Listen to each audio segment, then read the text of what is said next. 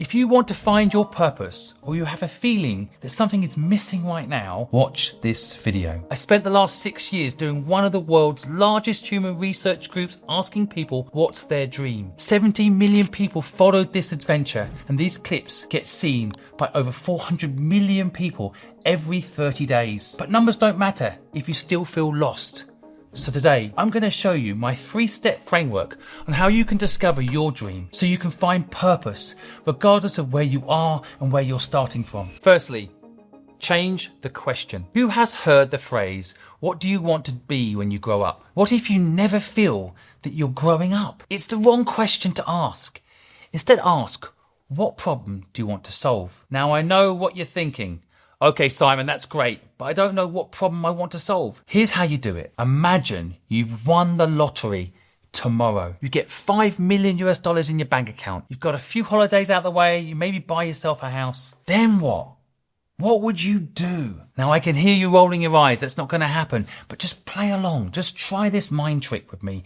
Help your brain become free and realize that you have trapped yourself by the concept of money, because money isn't real. But it does trap your brain into thinking there's only one track, and that's to make money. But ironically, if you have money, then you are able to think free. So I want you to believe you've got money, and if you can do this exercise, I can break you free from the trap you found yourself in. Now, a lot of people don't agree with me on the point about the importance of rooting your dream and the business you will build around something you love. I can hear you also saying, but Simon, it's not that easy to do what you love. And the common advice from business gurus that don't know what they're doing is start with a market gap or something that no one else is doing. Find a problem you can solve. Think about what other people want. Now that all sounds good, doesn't it? Sounds logical. It's wrong. Now, although there is merit and understanding a market gap and potentially filling it, it's not going to give you the tools you need, the energy you need to make a dream a reality. It's not going to be your true purpose. And most people do follow this conventional advice. And I have seen for the 80+ startups that I've invested in, ones that follow a market gap fail, and the ones that follow a dream succeed. This isn't me telling you what I think. Data has proved it to me. Now, you've probably heard the saying that 90% of businesses fail in the first year. If you believe that to be true, you're part of the same psychology that's trapping you in other areas. It's not true. In England, 23% of businesses fail in the first year. 60% of businesses fail within 3 years. But here's the thing. I have built businesses that have failed but did make money and then didn't make money.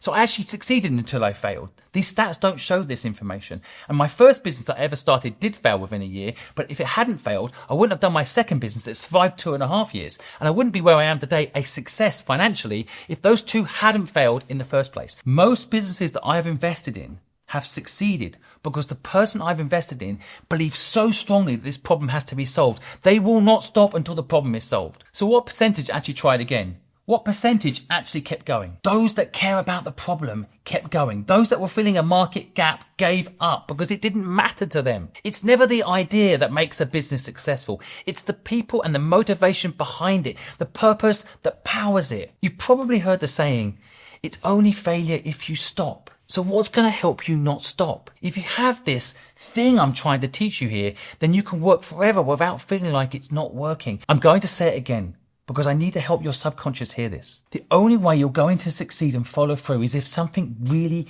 matters to you. I want to fix the education system. That's why I'm sitting here teaching you this stuff, because this isn't taught to you in school. Purpose isn't even allowed to be discussed in school. It's too fluffy because it's not graded. But that's the point. What's going to motivate you is understanding the importance of follow through. Follow through and persistence is the #1 trait for all success. And what's going to give you persistence is pain. You have to solve a problem. Pain equals purpose. If you followed the exercise I just gave you a minute ago, and you've given yourself the feeling that you've got abundance, you've got all the money you need, maybe you've managed to recenter yourself to what actually matters to you. Maybe you've come up with a crazy idea or something you'd do if money wasn't a problem. But now you're probably in that point where you're like, I can't actually do it though, Simon, even though I've maybe found it. I know the thing I want to do.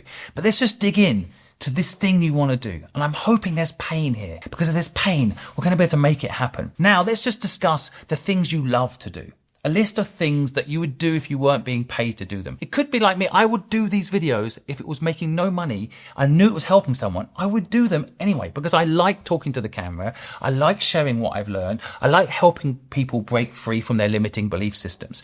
So what is it you're good at? Maybe you're a writer. Maybe you're a painter. Maybe you can sing. What is it you're good at? What is it you love to do? It probably won't happen unless it's based in pain, and money will probably stop you doing it. So what I really want is your pain. What is your pain? Now, sometimes in life, you might not have had any pain. I kind of wish it for you. You have to understand your pain. This is how I discovered my pain. And it's very nuanced and important. So I'll try to use my story to help you. I'm 15 years old. I've got a middle-class life. I don't really like school because I'm dyslexic and I don't really feel like I fit in. Then my father died suddenly of a heart attack in front of me. Then the next thing was I got thrown out of home and I'm now in the real world on my own. I couldn't get a job because I was too young. I was 15 years old. I went to social services, the benefit system, to try and get help. They told me no. And so I'm stuck. And I'm thinking, crap, what am I going to do to survive? Something woke up in my brain. This entrepreneur muscle, I called it, woke up in my brain. Now, I probably told you a story before, so I'm not going to go into it all again. But what I'm getting to is that at that moment, I wanted and realized I needed, not just wanted, I needed to start a business to survive. And I didn't know how.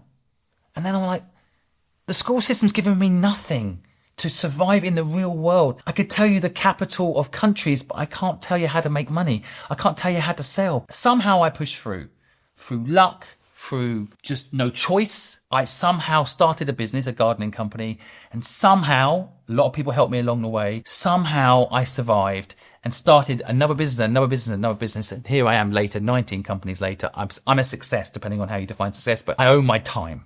Right, which is how I define success.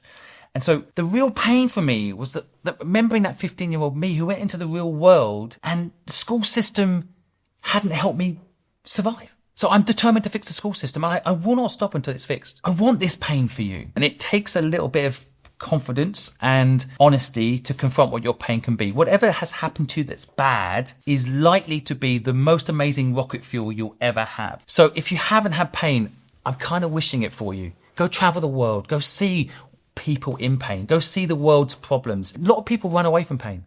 A lot of people don't, especially in England, by the way, wherever you're watching this in the world. I noticed that I see a psychiatrist once a month. Somehow that's a problem. People think that means I've got a problem. It stops me having a problem because I examine my pain, I break it out, I understand it, and then I apply it in a positive way to solve the problem that pain has caused me. This is what we're supposed to do with pain. It's experience. You're supposed to use it. If you buried it in a box or you're ignoring it, you're missing a chance to give your life deep, deep purpose. Pain is where your purpose lives. Now, packaging this into a mission can be complicated. I'm going to try and talk through it. But just before we do this, just recap 1 second, okay? You've let your brain be creative by removing money as a barrier to the next step. So your brain is freed up to think about what it is you want to do. Then we have done an exercise of listing the things you like to do. And then the final bit is try to dig into your pain, the thing that really matters to you or problem you can solve in the world. But how to package it into a mission, how to package it into something that's sustainable. Let's talk through this for 1 second. I have interviewed over 200 of the world's most successful entrepreneurs on my podcast. And the thing that they all have in common is they didn't just want to be successful, they needed it. They didn't have a plan B. There's no other option. And the problem they're solving matters. You have to remove your limiting belief systems about money. You have to remove your limiting belief systems about experience, and you have to remove your limiting belief systems that you don't have enough time. All of these things are going to stop you from pursuing your dream, pushing through and into the pain. If you look carefully at everyone that's successful, you will find someone who's overcome these obstacles. The world's most successful people all have this thing, this unshakable mission, this desire to not just have success, but ensure it happens. Now, one of the things I really need you to understand is that if you have pain and you know exactly what you love to do, you may need still to bring someone in to help you that has hopefully the same pain. By the way, this is the best way to hire. I don't manage people. I have 50 people on my team. I don't manage them. I manage purpose, not people. So if you have hired people that care about the same pain point that you have, then you are not going to have to manage them. They're going to be self-motivated and self-managing. The other thing is you are allowed to make money fixing a problem in the world. If I fix the education system and give people knowledge for free, not going to charge people for this video or help, but I make money doing it, that's a good thing. So another limiting belief a lot of people have is they have to do, a good thing has to be a charity. No, a good thing doesn't have to be a charity. You are allowed to make money from this thing that you have that be causing pain in the world. Because if you make money, it solves all problems. You can hire even more people to help you with the problem. Now, I'm not with you right now, sitting with you, making notes around this video. I don't know if you've managed to identify your pain and be honest about it. I don't know if you've made a list of the things you actually love, and I don't know how you feel about making money. But if you've moved past all the limiting belief systems of not having enough money to do this, and you have actually been able to dig into your pain, and you have figured out your list of things you love to do, then you are ready to actually do it. I think the future of business, and you can be any company with this strategy, is for profit, for good. Businesses that solve a problem that matter to you, that go out there in the world and use the power of business to fix the problems that governments don't fix, to help the people that get left behind. You have this power. I would even argue, if you don't go ahead and do this idea you now have, someone dies. You're going to make a difference in the world. Don't make it about you. Stop making excuses. No one cares about your post. And not going to judge you. You're judging you. That's the only person. Get out there and make your dream a reality. Let me know how you get on. I really want to hear what you're going to do and how I can help you more. There's lots of content on this channel to help you go to the next step. Once you're clear on the things we've discussed here, I'm doing this because I want my son to grow up in a better world than the one we presently have, where the education system is broken. If you want to be a part of that mission, then join us on helpbank.com. Aidan, come say hello. This is my son, Aidan. And I home educate him. Home education, a brilliant thing, is it frees your mind from the system telling you how to live. Sit down, do what you're told, wear the same uniform. Do you like homeschool? 1 + 1 = 11. The purpose of life is? A life purpose. Okay, you want to tell anybody anything out there? We used to live in tribes. Do you want to talk about that? We used to live in tribes for 5,000 and we need to get back to that. Helping each other, right? Yeah. We used to live in communities where helping each other was the goal. And I think we need to get back to that. Right? Aidan teaches me this. I'm teaching you that. You're not alone in doing this either. Don't think you have to do this on your own. You don't. The strongest people ask for help, right? Right. You want to say anything else? Go have some chicken? Yeah. See you later, guys.